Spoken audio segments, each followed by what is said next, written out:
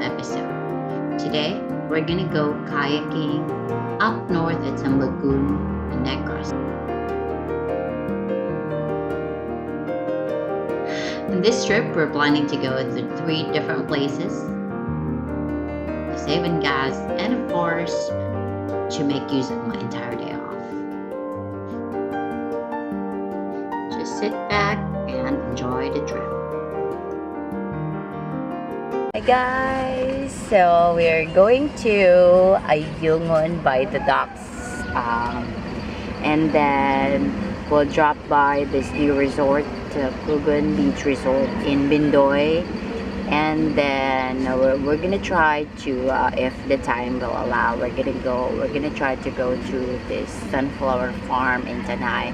It's called the Reef Farm. It's super nice. I'd like to have my Instagram worthy photo there. Saw me driving today. It's Queen and it's Dad.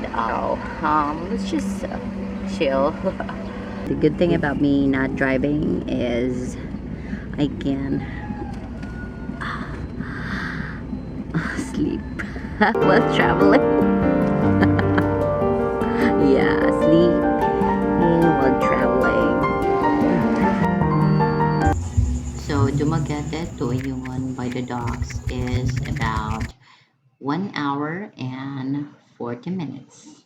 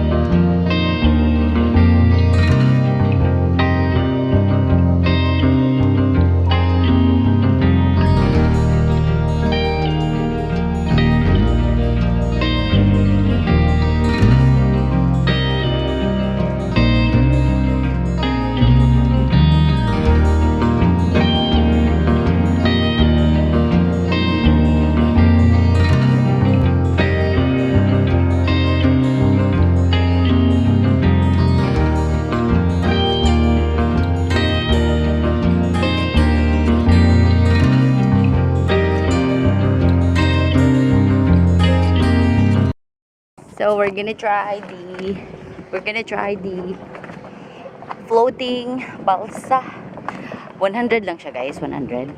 And yung kayak 150 lang per hour, diba? Poga.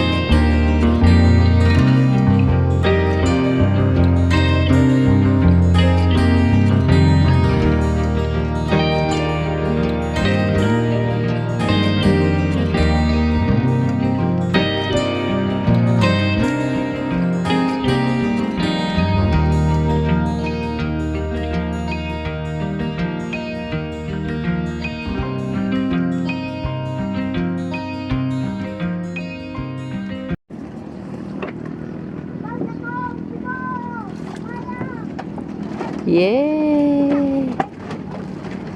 Ana ra de siya dong.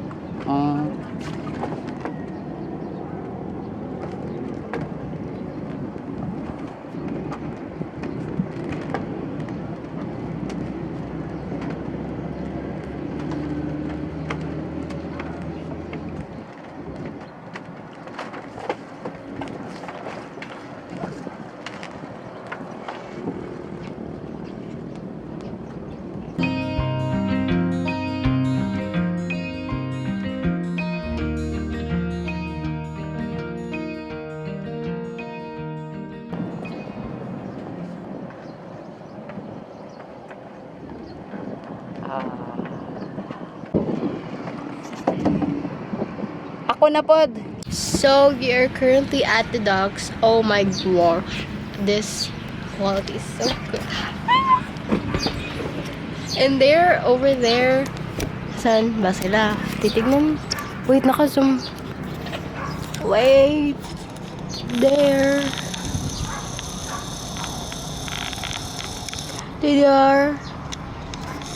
They're doing kayak stuff.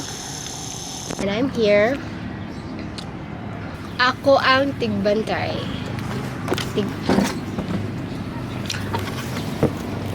Look at them.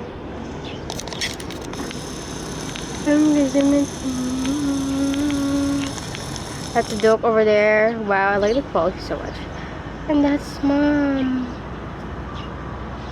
Don't you dare fall.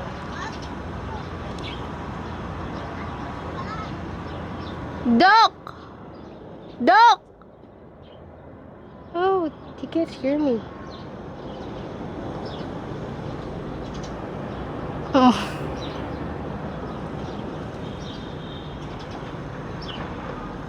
Go, kaya mo yan. Go.